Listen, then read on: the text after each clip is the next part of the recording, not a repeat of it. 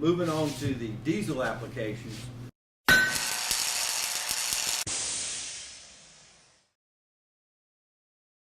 The biggest thing, if you're taking a core out of part out of an engine, that you're going to put the new part in, more chances than not you're not going to have any problems. But it's when you take a core that's out of a bucket that's been sitting around rusty and send it back for the core, you got a chance there that you might be sending something back that has no value, so that you wouldn't be expecting a refund on that. This is a particular injector that it has coils on the side. If you see here, this coil is detached from the body of the injector. Well, this would be a no value. So this has happened from improper installation or removal. So it is necessary to use the proper tools. But if you take care, you'll be able to determine by not just hammering on the part or prying on the part. You should not have any problems. So this is an example of an injector that has been disassembled. On a diesel injector, a very precise piece of instrument. So we cannot accept anything that's been disassembled, and because the parts are very precision made and they won't go back together as a matched components.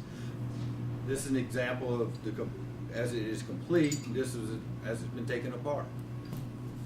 This is a high pressure pump off of a common rail system. One of the few things you have to worry about with that is there is a freeze plug located right here. If that freeze plug is missing, the core has no value. And that is where a freeze plug that is intact. Now these plugs, the reason that they're so important is if they get dislodged means that the pump has catastrophic damage on the inside. So it's not a rebuildable item. Over here are some other injectors. These are out of a Duramax application. The plastic connectors here. If there's damage to the plastic on them, they're not acceptable for a core return. This is out of a Cummins application. Some mechanics have a tendency to use a pry bar to try to pry the injector out. That is not the proper way to remove the injector.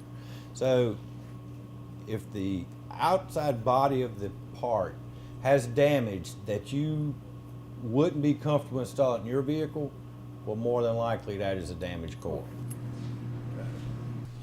We're talking about here what's an acceptable core and what's not. So again, the biggest thing to be concerned about, if you're taking it out of a vehicle that was running, but not running maybe up to par, you will probably have no problems as long as the injector was removed in the proper fashion.